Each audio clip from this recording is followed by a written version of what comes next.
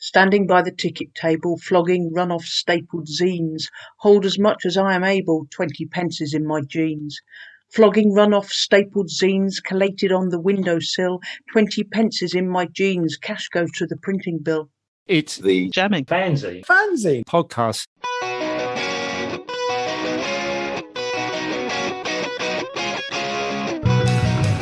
I mean, the thing about a fanzine was holding it in your hand, right?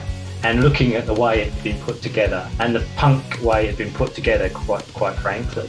And it had a staple in it, you know, and that is a fanzine, right? Episode 4, The Politics of Fanzines. Welcome back to the Jamming Fanzine podcast.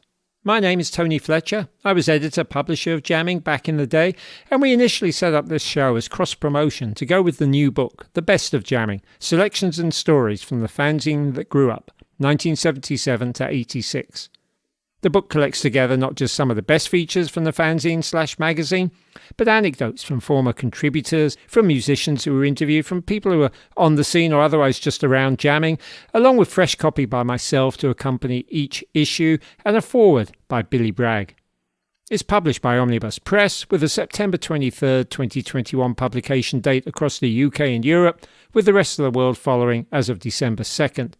And I do want to say that it looks amazing. I don't take credit for the layout of the book. That came from the publishers, and they truly did it justice. Anyway, it's always been on my mind that doing a podcast is perhaps of itself a modern-day version of a fanzine, inasmuch as access is, in theory, open to anyone. You can be as professional or amateur as you like, as long-winded or brief as you like, and as general or as specific as you want. Plus, of course, it's a crowded field. You have to have some kind of merit if you want to get noticed, and most shows, just like most fanzines back in the day, will only last a few episodes/issues as a result, at most. Quite how long this particular show is going to be around is far from certain. I've got several further interviews already in the bag that all relate specifically to jamming, and if the show develops what they call legs, or I guess what I could just call a dedicated listenership, well, hopefully we can carry on having these cultural conversations. On this episode, I get together via Zoom and across 3 different continents with 3 former contributors to jamming, Tim Kelly, Janine Booth and Richard Edwards, all of whom also published their own fanzines and got up on stage themselves, either as poets or band members, and were always engaged in the issues of the times as much as they were with the music. And sure enough, we had ourselves a wide-ranging and hopefully engaging conversation in which we talked politics and poetry, fanzines and football, soul music and sexism, animal rights and anarchy, rock, racism, reggae and homophobia.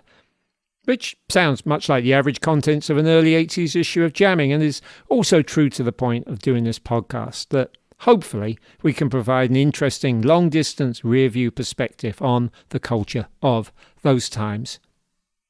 As to the point of the spoken verse you heard up front of this episode, it's the opening stanzas to Lighting Rigged, written and read by one of today's 3 guests, that's Janine Booth. I asked her to record it for the show after something that came up in our conversation, and you'll hear the poem in its entirety around the halfway mark. I'm sure you'll understand why when you get there. And if you heard our last episode, Image as Virus with Jolly McPhee, you'll know I recorded the intro in the country of Colombia, and if it sounded like both that intro and the outro were recorded in a barn, well, actually, they were. I was on a retreat of a kind at a Centre for the Arts located on what's still currently a functioning cattle farm, and had to make do with the best surroundings on hand.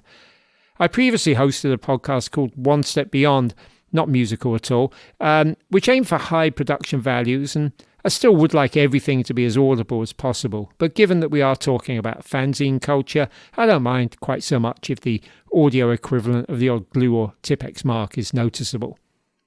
On this particular Zoom call, one of us did have some Wi-Fi problems, but any audio glitches are brief, I can assure you, especially as we edited the conversation for length and clarity.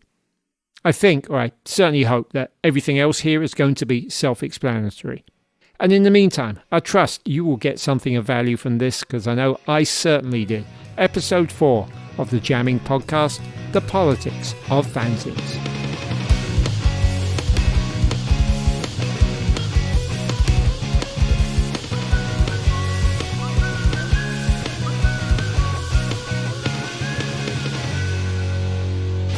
Do you want to buy a copy of Jamming? Tim Kelly, Richard Edwards, Janine Booth, so much fun to have you on here. And the theme that we're going to have on this today is that every one of us ran a fanzine back in the day. Every one of us was involved in varying degrees in the politics of the time. But I'm especially interested in how all of us stayed engaged later in life, what we did with our careers and our spare time, and how that kind of fanzine DIY culture influenced the rest of our lives. So to jump in and do the intros somewhat chronologically in terms of kind of contributions to the Best of Jamming book, which all of you actually wrote something for, which I'm really, really grateful for. You wrote lovely words. It was so fun finding people again. And thank you all for your contributions to the book, which I think came out beautiful. The person I've known the longest here and who wrote the first thing for the for Jamming, I wrote for Jamming the earliest, and pretty much the one piece, is Tim. So Tim, do you want to give us a brief introduction? You can tell us where you are as well, because I'm in New York State. It's 8 a.m. in the morning. Where are you and what time is it with you? And I'm in Sydney, Australia at 10 o'clock in the evening with a glass of wine. And coffee. There we go. Lucky it's not the other way around. Essentially, at that time, so I helped out my girlfriend at the time with a fanzine called Revolutionary Suicide, and then we did a different fanzine called Fanzine of Noise. The former actually interviewed the Apocalypse, your band, Tony. I was just actually reading that. It was quite amusing. You and Jeff arguing in the interview. Nothing new.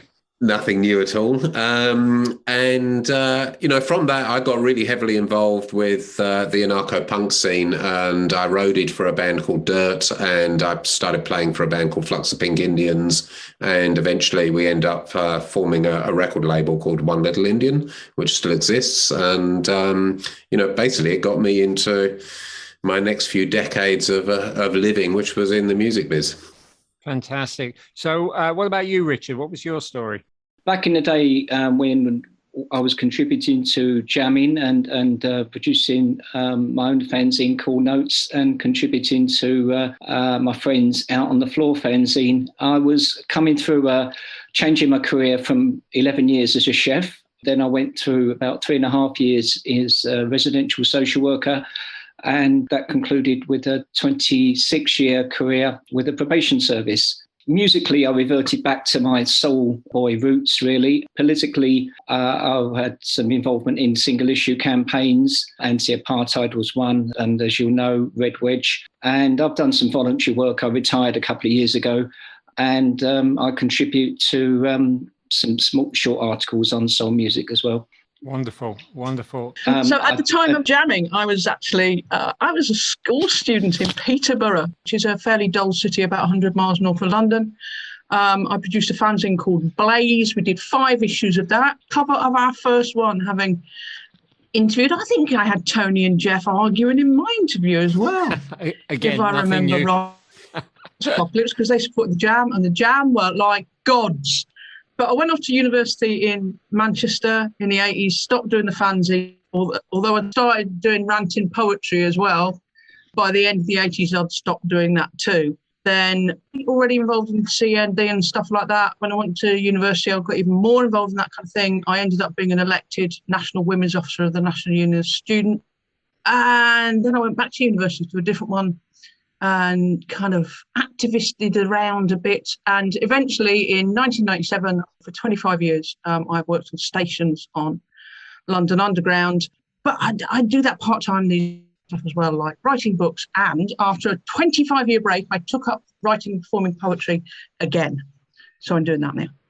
Janine, I love that you've come back around to poetry, to ranting, to putting on nights. I think there is a kind of cycle in life, and I have spent a considerable time in my life not ever being remotely anything but proud of jamming, but sort of wanting to have another life as well. And it was part of what was great for me about coming to New York. People didn't really know me for it, and I got to be something else. I actually got to be a club DJ, and 99% of people had no idea I'd done this fanzine. So Tim, just maybe being first up with doing the fanzine, I just want to, I want to get opinions from all of us, and everybody feel free to jump in on all of this. But, what's the importance? Let's talk about the importance of of the fanzines. You know, Revolutionary Suicide, I've got fond memories of Cool Notes, I've got fond memories of Blaze, all of them, to best of my memory, both good, but also classic fanzines in terms of they felt like fanzines. So let's talk a bit about the fanzine culture, why it was so important to do this and what role it played at the time. And the only reason I start with Tim is he probably did his zine earlier, but I'm not entirely sure. Revolutionary Suicide was what? It would have been 80 is the issue that I'm holding. So that's approximately when it was. Yeah, pretty much. 1980 sounds about right. The danger is you get nostalgic and you sound like, that old man. And I don't want to be that old man, really. But it was so exciting. And there was all this new music and there was this energy. And there was this feeling that you could, what was an industrial age, that you could actually do stuff for yourself, and you could get together with someone, you could write some stuff. And photocopying was expensive, and you'd hawk around and find someone who had a photocopier that you could maybe, cadge. My mother was running a charity at the time, and we actually used their photocopier, which nowadays you'd get shot for because it would be not being used for the purpose of the charity. I do think there was a distinction with your fanzine, Tony, because you obviously had you had your eyes on the prize. You had bigger sights in what you could be doing. But I think from my perspective, it was like we just did this stuff and then we sold it and you felt part of this community.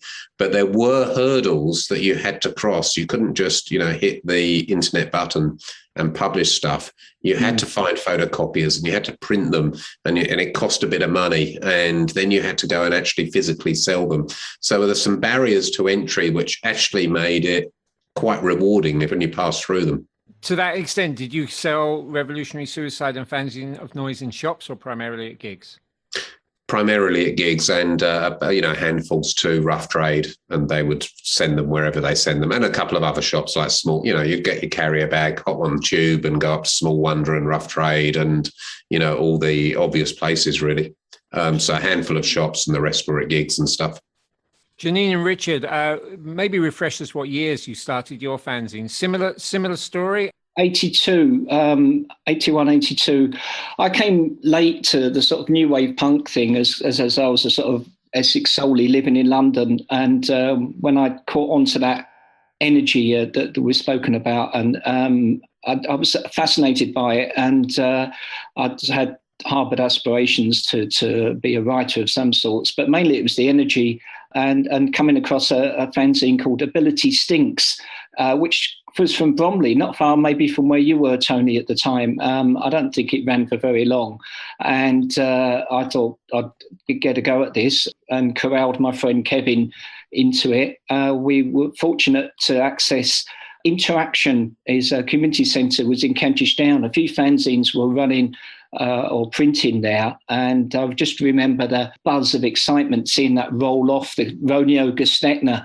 And then, of course, Tim mentioned about the collating of it, which was hard work in itself, stapling and selling it.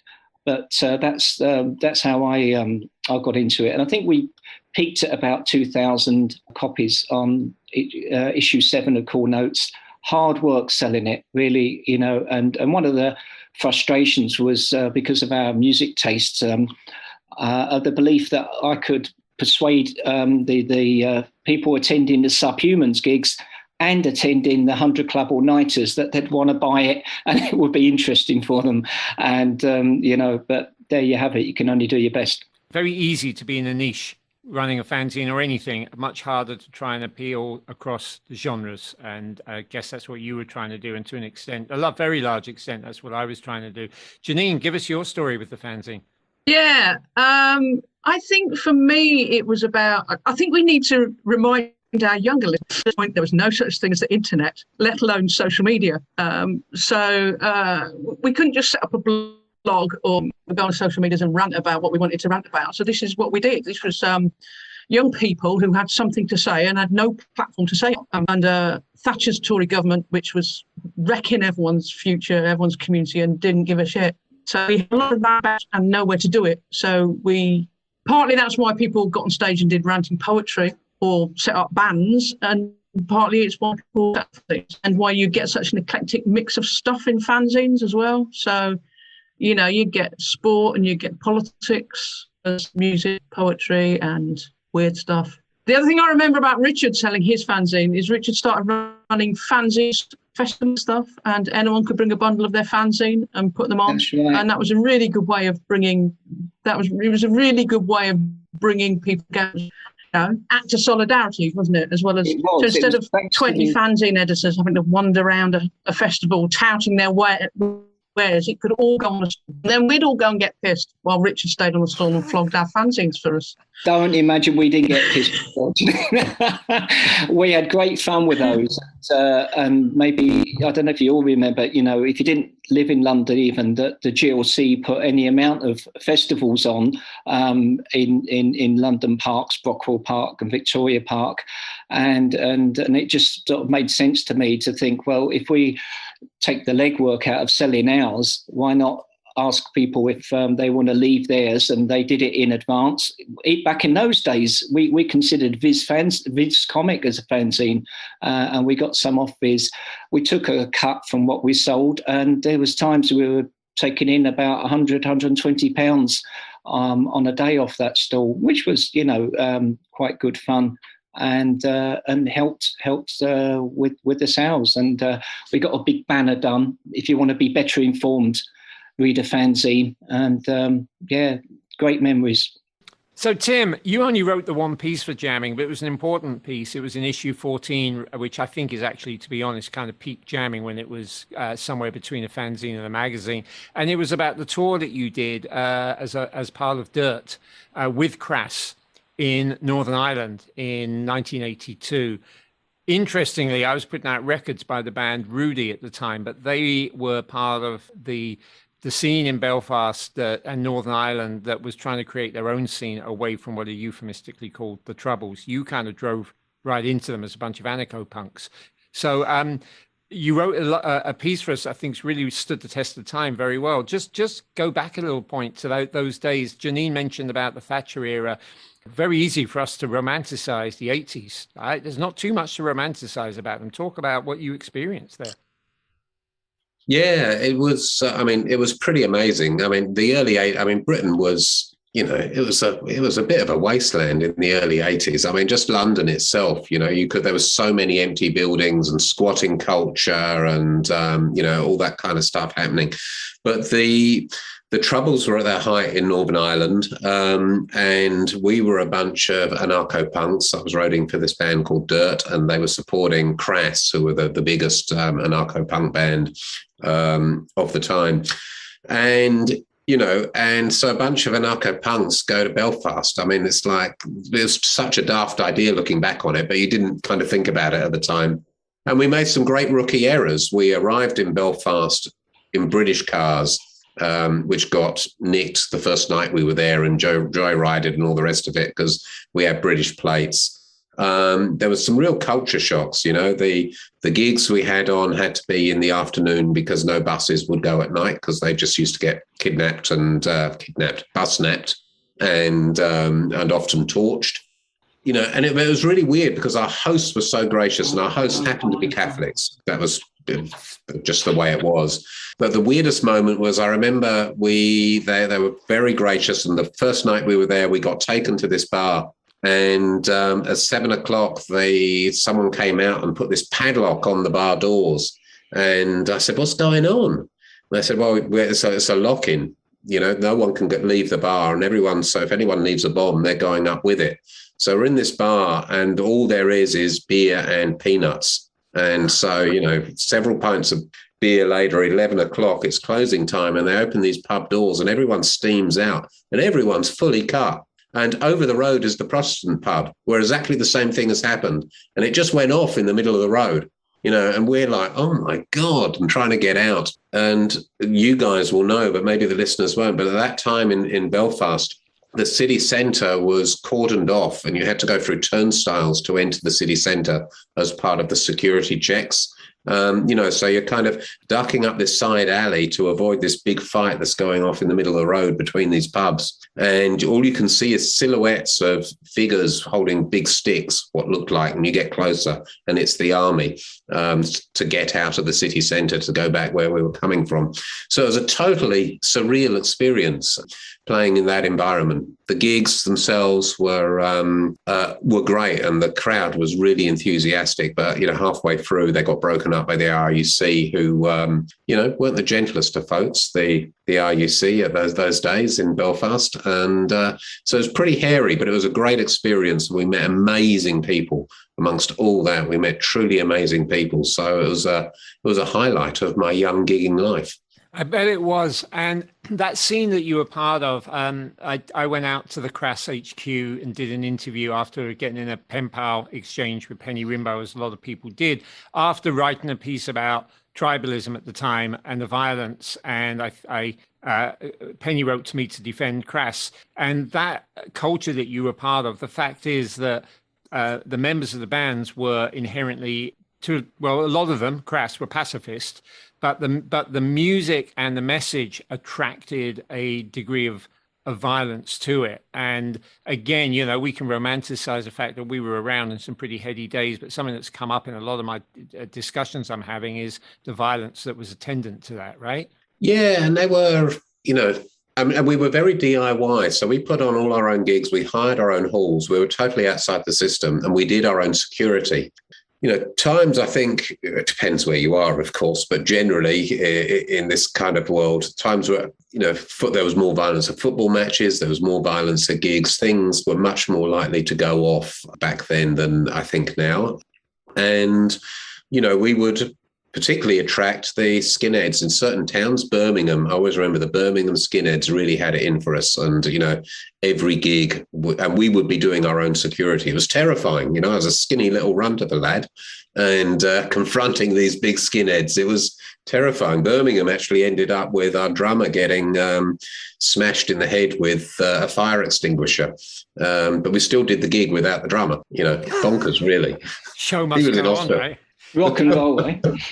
Was that as part of D.I.R.T or Flux later? Oh, sorry, that was part of Flux. Yeah, that was moving on. It is that same scene.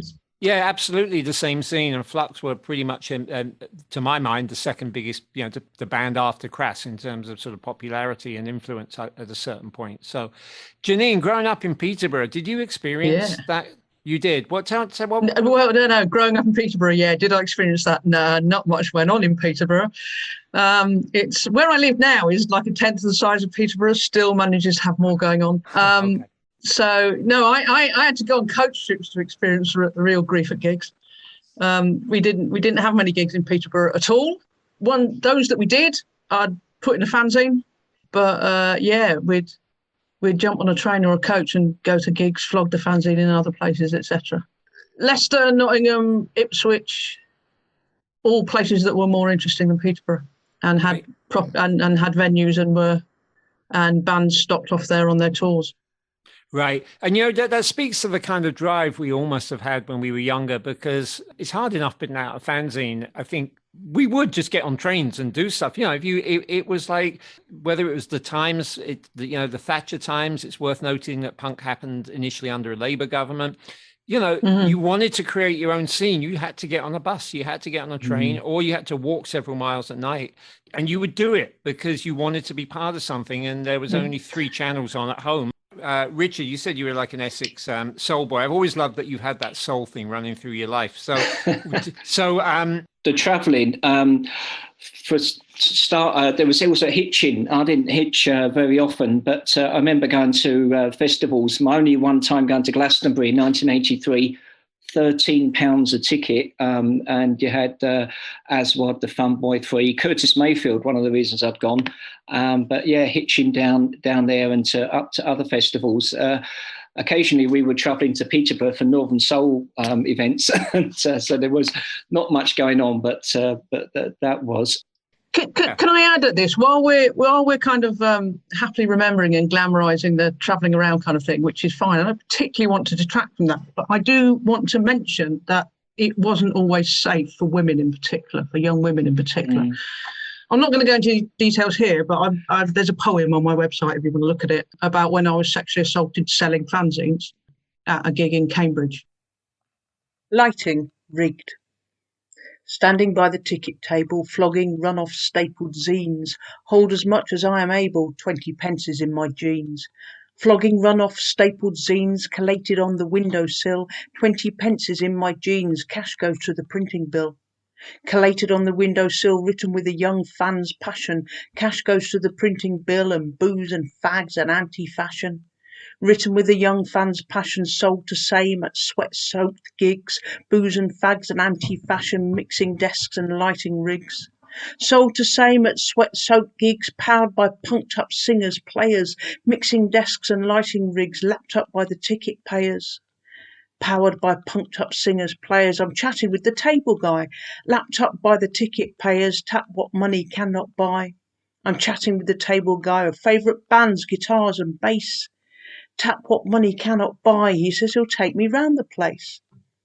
Favourite bands, guitars and bass, at 17 it's all my rage. He says he'll take me round the place to show me all the rigs backstage. At 17 it's all my rage, this techie guy has volunteered to show me all the rigs backstage. I'll learn my stuff about the gear. The techie guy has volunteered to show me things I've never seen. I'll learn my stuff about the gear, perhaps I'll write it in the zine. He'll show me things I've never seen, expand my learning and my fervour. Perhaps I'll write it in the zine, spread the news and knowledge further. Expand my learning and my fervour, that's what teenage me expects. To spread the news and knowledge further, nothing else do I suspect. That's what teenage me expects, as the backstage door falls shut. Nothing else do I suspect of this friendly fellow, but as the backstage door falls shut, I smell the breath and feel the hands of this friendly fellow, but this closeness was not what I'd planned. I smell the breath and feel the hands, he rams his lips full onto mine. This closeness was not what I'd planned. He slavers, pants, he's crossed the line. He rams his lips full onto mine, his pinned down grip, abrasive chin. He slavers, pants, he's crossed the line and leaves his paw print on my skin. His pinned down grip, abrasive chin, I pull right back and push away. He leaves his paw print on my skin, I hear him laugh at me and say, I pull right back and push away, I must have missed the nudges, winks. I hear him laugh at me and say, I surely didn't really think. I must have missed the nudges, winks, ignored the signs in his inviting. I surely didn't really think we'd come in here to see the lighting. Ignored the signs in his inviting. What a fool that I believed we'd come in here to see the lighting. How could I be so naive? What a fool that I believed a person meant the words they'd used. It's my fault I was so naive. I must have got my wires confused. A person meant the word they used. Another meaning overrode. I must have got my wires confused. I meant to know the words are code. Another meaning overrode. I feel like such a bloody fool. I meant to know the words are code. I wipe my mouth and keep my cool. I still feel like a bloody fool. I try to put it from my mind. I wipe my mouth and keep my cool, and leave my self-esteem behind. I try to put it from my mind, and hold as much as I am able. I leave my self-esteem behind, standing at that ticket table. The whole thing was a very, very male scene. And I have to say, it's one of the things that's different between ranting poetry then and spoken word poetry now. Is spoken word poetry now, scene now is incredibly diverse. And it's incredibly diverse in that really good way in which it's not put up a big banner saying, hey, look at us, aren't we diverse? It's just kind of naturally diverse. You go to an open mic spoken word gig and you'll see men and women, people of colour, you'll see black people, Asian people, and you'll also see, and this is surprising for any kind of cultural event, huge variety of ages. So we launched the new spoken word night in Lewes at the beginning of this month.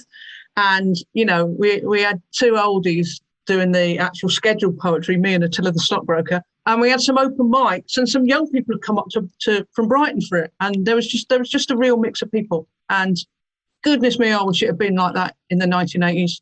I think I put a brave face on being one of the few women involved. It was actually quite good for getting gigs because some people were conscious enough that they thought they should have at least one woman on their gig lineup, and I became that go-to woman at times. Yeah. But other than that, it was quite, you know. Did we have Jules the poet, Janine? Yeah, we had Jules, yeah. And there was a few others as well. Anxiety, I think. Anxiety. A few more, yeah.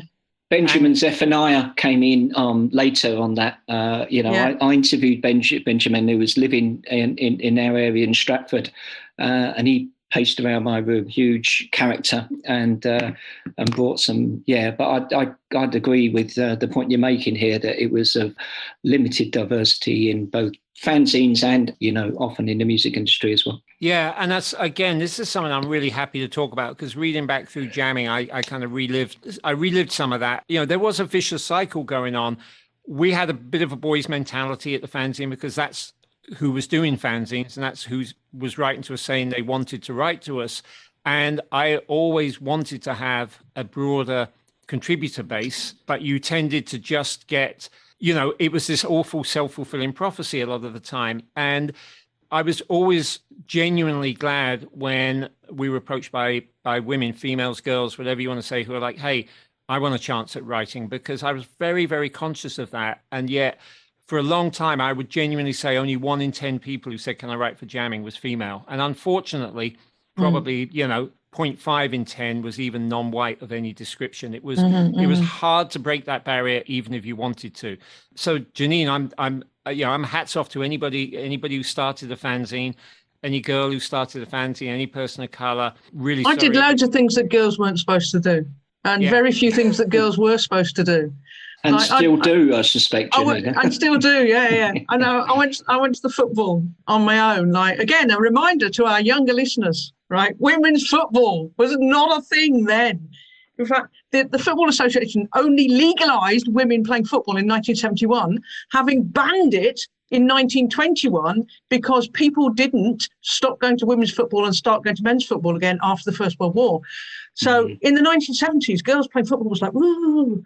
It was, it had only just been allowed, but it was not the thing at all. The idea of a professional women's football league was way off, way off. Quite a bit of my story is about feeling the odd one out and feeling different. I've always felt really different from everyone around me. And in 2012, at the age of 45, I finally found out why, when I found out that I'm autistic. And my life suddenly made sense. It's brilliant. And 2 years later, I took up poetry again, and I'm pretty sure those two things are linked. I think because I felt the diagnosis let me feel free to be myself and be as wacky and ridiculous and whatever as I felt like being. You've written that, God, I'm going to go off on various tangents. You've written a beautiful poem about being a Borough fan. And I was like, Borough? What, Middlesbrough? It's Peterborough, of course. Posh, as I think some people call them. Do you know what the new place, the place I live in now, will not forgive me unless I share this particular fact. Lewes Football Club is the first and only football club in the whole world that pays its men and women players exactly the same amount. Yeah. Wow. Credit to them. I'm not sure. It might be a little bit unfair because the women's team are better than the men, but we'll put up with it for now, I think. Tony here. I hope you don't mind me interjecting briefly. I want to confirm that Lewes is the first team in the UK, indeed, to provide equal pay for its female and male football players. Not necessarily the first in the world, but certainly not the only team in the world. There are now others. I think Lewes has done a lot to help pave the way for this necessary equal pay. There are some national teams. It may not be a surprise that New Zealand offers equal pay to its female and male players. And one reason that we did get on that discussion is because actually for my other podcast, currently on hiatus while I do this one, it's called One Step Beyond. And back in May, I did a two-parter with Erin Blankenship, co-founder of Equal Playing Field. Erin is an American-born athlete who has traveled a lot with her work, and she played professional football, i.e. soccer, for West Ham and Crystal Palace in England and in some other countries as well. She was appalled by some of the inequalities she experienced. Equal Playing Field has proven some points that hopefully in an ideal world would not have been necessary to have proven, but they hold the Guinness World Records for the highest altitude game of football ever played on top of Mount Kilimanjaro, which I can assure you from having been there, has very, very little air. They did a 90-minute game, 22 players with referees. Then they went and did the same thing, hiking down to the bottom of the Dead Sea for the lowest altitude game of football ever. We did also talk about how jamming had a football team, played in a sort of music-related league at the time, and as was the way back then, it was an all-male league, an all-male team, and I'm really glad that those things have changed. And Janine reminded us that when jamming played a Ranting Poets team in a so-called friendly, she was part of that team, so hats off to her for that. I do recall that being one of the few games that the jamming team won convincingly. My memory is that the Ranting Poets made what Tim would call a rookie error of hitting the pub before the match rather than after the match. But we digress. Back to the show. The aspect of having people come to jamming and say, I want to write about something different. When I look back at this, there's a point at which I'm aware that it's all sort of white male rock bands, but there was always the desire to write about more. I mean, you can see from issue 3 where I go to the famous carnival against the Nazis, and I've always been very, very strong and passionate about that. And seeing Steel Pulse, and I was thrilled to see Steel Pulse, and then Aswad played the next carnival, which was close to the home in Brockwell Park. I was thrilled again when Richard came to us to say, can I go off and interview these groups? And I gave him the full go ahead. And Richard, you had a bit of reality check, didn't you, when you then interviewed Steel Pulse?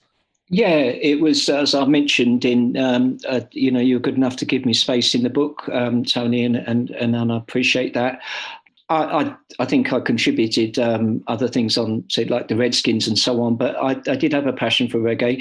Our fanzine Cool Notes was named after, there were more Lovers Rock. I don't know if people recall Lovers Rock in those days, but absolutely big fans of Steel Pulse, and we fixed up an interview with them, and I became aware of, I think it was David Hines, the singer, had made statements that were fundamentally anti-gay, and I brought it up with him. I mentioned in the book, maybe I was somewhat naive in thinking that we could have a healthy sort of debate about this, and his immediate response was, "Why are you one?" and sort of threw me off guard a bit. But it was a wake-up call that diversity can mean a whole lot of things. Really, it doesn't always necessarily come with justice and equality. It should do, but on that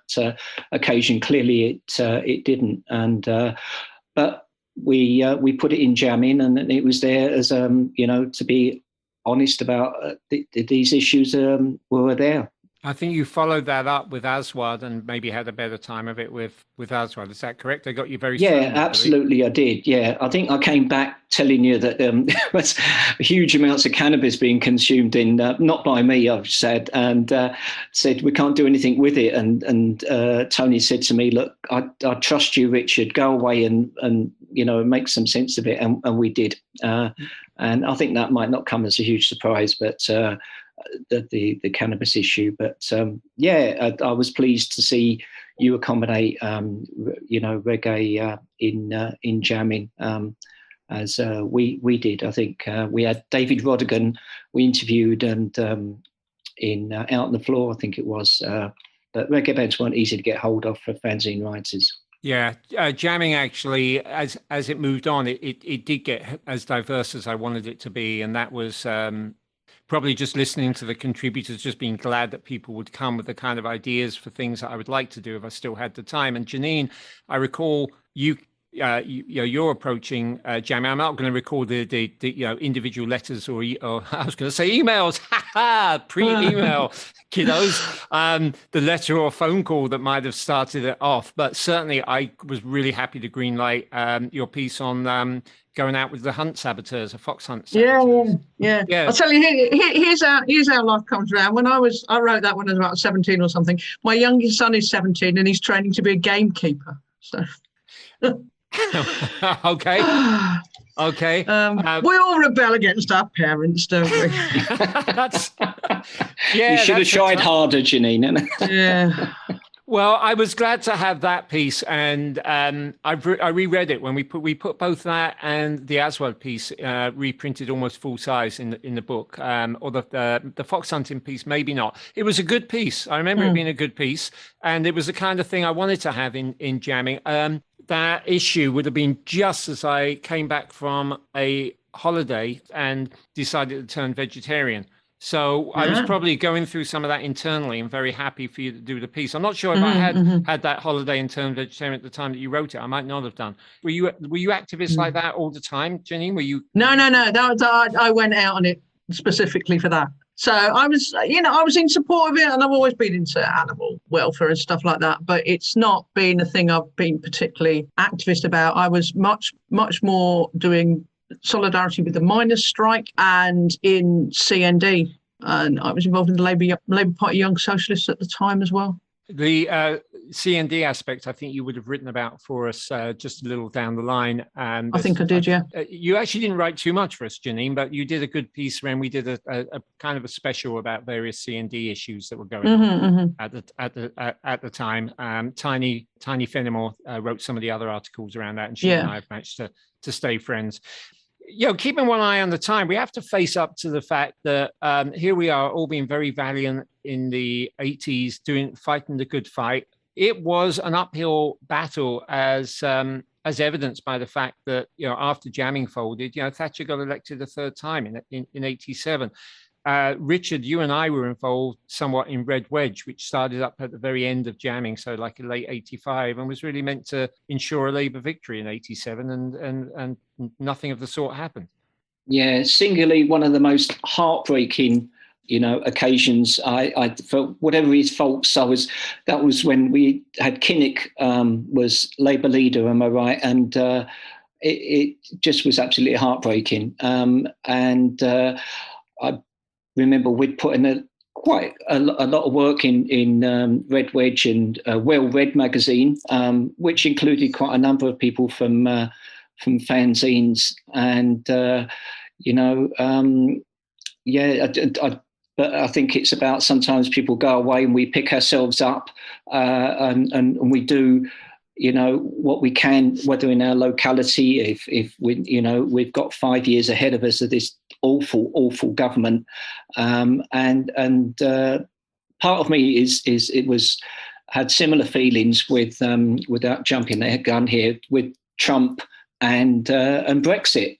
When these decisions come along and it's outside of our control, then we have to, I think, look at other means and ways, whether that's single issue politics. I'm a member of the Labour Party, but I'm also involved in voluntary work and involved in the church now. And I look to those opportunities to make a difference locally in between national elections. Richard, do I remember rightly, after the 1987 general election, you wrote a piece somewhere, or it might have been the 83 general election, analogizing Labour with laboratory rats trying to escape and why they failed to escape. Yeah, I did. It was the laboratory, whereas there was the lab rats and the Tory rats. Yeah, absolutely. And it was about the rats. I can't remember what I was doing yesterday, mind you, but I can remember that. Yeah, the lead rat was trying to convince the other rats that this is an opportunity to escape and make a difference, to go out and create a new life for ourselves. And sadly, the rats decided that they want to stay where they were. And I've been reading loads of Orwell around those days, as I suspect maybe a few, I don't know, a few of us was. I certainly was, and still passionate about his work. And that was it. Yeah, well remembered. Was that the 87 election then? It Richard? Was, yeah. Right. I actually read Burmese Days only a couple of months back. I've had it all my life. Like literally, it made the journey from Britain to America with me, and I was like, "Why have I never read this?" And I devoured it. It's and having not spent time in India and that part of the world, but not in what's now Myanmar. It was fascinating. So the Orwell thing, I think it does well to stay with us. I'm going to make a good connection here, because talking about Orwell, and you mentioned the Trump thing, there's a whole bunch of connections. That 87 election was so profoundly disappointing to me. I hadn't expected that result. It played a large part in me ending up in America. I know Reagan was president here, and it's like, well, why jump out of the frying pan into the fire? But I felt a greater sense of freedom in New York than I did in London at the time. But the fast forwarding, I was down under when Trump was elected, and that also was, that was a way bigger shock. I I was actually in Auckland, New Zealand, but only 2 or 3 days later was back in Sydney seeing Tim, where Tim lives. It was awful to come home to that. It was a terrible, anxiety-ridden, violence-ridden. The 4 years was just like a living nightmare. Every morning you'd get up wondering what fire this guy had started that he would then claim to put out after bringing us all to the brink. Honestly, the Thatcher years in some ways looked like a pleasant compared to some of what we went through. But I do think that life, it's not that, we get what we necessarily deserve. It's not that things necessarily happen for a reason, but I do think it's really important that we learn from everything that happens for us, and we take every crisis and create an opportunity out of it. And I think that's something that it sounds like we all did with our lives, that when we got knocked down, to quote a very well-known commercial song from the anarcho-punk era, we get up again and we do something, and what's really striking me, and I want to let you all talk now, is that what we went through in those days, this DIY ethic, the political period that we were part of, definitely stayed with us, all of us, and inspired us for the rest of our lives, right? I'd love to just talk about that. Yeah, so absolutely. So one of the things I'm quite a strong supporter of, I'm a very active trade unionist. I've been very active in the RMT trade union. In 2011, I was elected to its national executive. I actually became the first ever woman to serve a full term on the national executive of the RMT. But I'm very, very interested in not just what goes on at the top of unions, but at rank and file organising. And I've built quite a collection now of rank and file workplace bulletins. So leaflets, regular leaflets, bulletins produced by rank and file workers in particular industries. It was something the Communist Party started 100 years ago before it went all Stalinised and horrible. And a handful of small groups of people carry on to this day. And I was just chatting with Matthew Worley or something a while ago, just thinking, hang on, that's kind of the fanzine ethic in the workplace, isn't it? That's the fanzine ethic applied to trade union activism in the workplace. Yeah. Did that DIY culture stay with you, Tim? Yeah, very much. I think politically it does get interesting because, I think some of the cultural things that were touched on earlier, when we were doing these fanzines in the early 80s, I mean, you got to put it into context as well.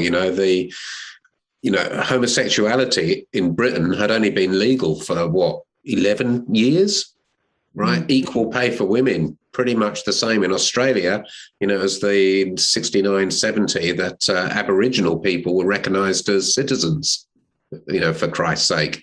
So these things were still quite new. They were still quite old. So it was still quite fresh. And I think that, I'm certainly not saying that I played a major role in this, but I think the DIY movement and the attitudes that got brought to the table in all our different ways, and we were coming from different places, the anarcho-punk place, or what you were doing, Tony, or Richard, bringing the kind of the soul element into it, and Janine's poetry, have ended up in a situation now where homosexuality is accepted, where racism isn't accepted in most places. And it used to be, it used to be very casual back in the day, where, sexual assault still happens, obviously, but it's recognised as a bad thing. Whereas before it was like, well, that's just, that's the price you pay for going out, love, kind of vibe. Tim, I would qualify that by saying there are some forms of racism which are still every day, and I'm not saying there is, and tolerated. Yeah. For instance, racism against Roma and traveller people. Totally agree, but I think and refugees and migrants. And I'm hearing you totally, Janine. But there's a consciousness about it now, which I don't think existed back then. And I think the DIY ethic and the involvement in politics and actually getting out and discovering life for yourself and working these things out progresses. And I think, it's really motivating to be part of something that was part of that bigger thing. And challenging these attitudes and going out and doing it for ourselves rather than having people do it for us. And in all our different ways, challenging the status quo in its various elements.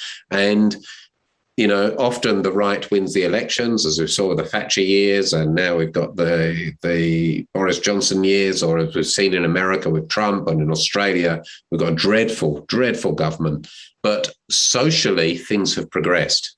Yeah, that's important. Richard, yeah? Yeah, I'd just like to, I was just thinking about what have I done with, how's that DIY ethos, influence me? And it's dawned on me in quite a considerable way. In 26 years as a probation officer in London and the Midlands and Yorkshire, the bulk of that was working with groups of offenders, nearly always men, and nearly always with them having been guilty of or found guilty of some form of abusive behaviour. To reach somebody, this was in the lion's den here, and you can imagine the sort of attitudes that probation officers might meet in such a room, and to get them to reflect, to press pause, and even have a conversation with you is no easy task. And so what I did, I started getting creative with some of the programs that we had, much to the frustration of my elders and betters. And so I'm just looking here that I think I mentioned in an email recently, where I'd bring in music and say, right, we're going to go around the room and I want you to come in next week with an idea of a piece of music that touches you, that changes your emotions in a positive way. We're going to find it on our phone, we play a bit, and you're going to talk to the rest of the group, And sometimes we got horrendous gangster rap stuff. And I said the main qualifying one rule, it can't have the word bitch in it, but anything else. And we got a lot of stuff like Bob Marley and whatever, but it was about testing the boundaries. Other times I was using stuff like Gavin and Stacey, little clips. And, obviously I was told, there's copyright and so on and so forth. But using popular culture and testing the boundaries of limitations that were placed by the Home Office in order to get a message over and to open up conversations. And I think that was very punk DIY in its own way. Yeah, I'm really. I'm going to wrap this up, but it's so lovely to be reunited with you, Janine and Richard. I think Richard, you and I have sort of known where to find each other over the years, but Janine, you were hiding in plain sight with a very active website. Yeah. I just needed the reason to find you. Life. This is the fun thing about doing this book. It would have been very easy to just reprint pages from the magazine. That's all that was commissioned. Yeah. And I sort of saw an opportunity to make it what I wanted it to be. And the delight was then finding and reuniting with a lot of people and having some conversations, and now thinking like there's hopefully hopefully these conversations edited down a bit will be of interest to other people. We lived through some interesting times. We all always live in interesting times. We did something active ourselves, made sure that we weren't just bystanders. And by the sound of it, none of us have remained bystanders. We've all. A couple of very, very quick questions. Am I correct that none of us went to university at the time, at the age of 18, or did any of us? No, I didn't. I was 18 when I went to university. I was 19. Okay, but you also went back to school by the sound of it and got a different degree. I think you said something about going back to university. Yeah. And believe it or not, I'm now at university again. What are you studying, Janine? I'm doing a postgrad certificate in autism. Oh, okay. Fantastic. But I'm doing it all by remote learning with Sheffield Hallam Uni, and hoping to start PhD next year. Fantastic. And Richard, you went to university later in life, right? I didn't come out of school with any qualifications of so-called merit, and I was a mature student. Yeah, absolutely. Yeah. I left Stanley Tech in South London at 15 with no quals, and then I went to Birkbeck Uni in London when in my mid to late 20s. And now I've just commenced my PhD. My sins. Yeah, it's funny how those things go. It's really, really fascinating. I left school at 16 and I do regret to say I couldn't have gone to college at the time. There was no way in my world that was going to make sense. But the life stayed so busy, I still haven't done that. And listening to and doing the emails with the three of you I keep thinking about that. And I know there is time. And I also know, as you pointed out, Richard, I'm going to have to follow up a couple of groups where I think people may have passed away. We are at the age where a lot of the bands we wrote about, people don't make it the long haul, and that's just a reality as well. So I'm also very aware that, life's precious and we're all glad to be here, right? Yeah, absolutely.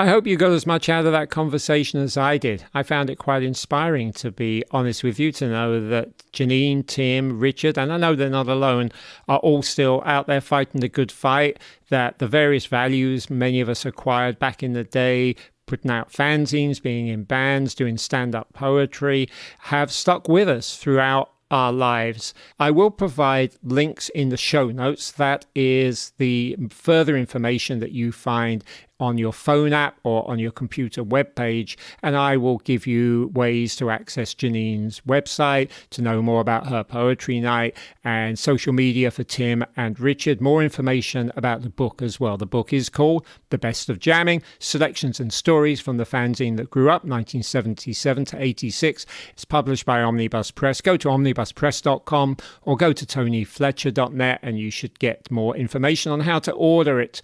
And I do want to ask, if you are using an app on your phone that invites you to leave a rating or review, it'd be wonderful if you would do so. I'm not the one who chooses to live in a world set by algorithms. It's been chosen for me. At the same time, I can't complain because it does seem a little less painful than dealing with all the printing costs, and you don't have me walking up to you at a gig and saying, "Do you want to buy a copy of Jamming?" My special thanks to my 16-year-old son, Noel Fletcher, for coming up with the wonderful theme music at very short notice. And an enormous shout out of gratitude to Greg Morton over at Omnibus Press, who is helping with the editing of this show. And it's wonderful to have that extra pair of ears and online hands. This show does drop every other Thursday. Lots more interviews in the can. I'm not entirely sure which one will come up next, but it will be in your podcast feed, hopefully, if all goes as planned, 2 weeks from this one. While I remember, a shout out to Richard's former fanzine co-editor, Kevin. I remember you well, and I have a feeling you might be listening along. We'll see you in a couple of weeks. And in the meantime, to quote a Redskins song, and the Redskins are a group that Richard noted he wrote about for jamming. He did more than that. He once actually literally physically went to battle for them at a famous GLC Jobs for a Change festival that turned violent. And on that note, keep on keeping on. And I'm back just to say that if you thought you heard somebody singing Smells Like Teen Spirit in the background, you're not mistaken.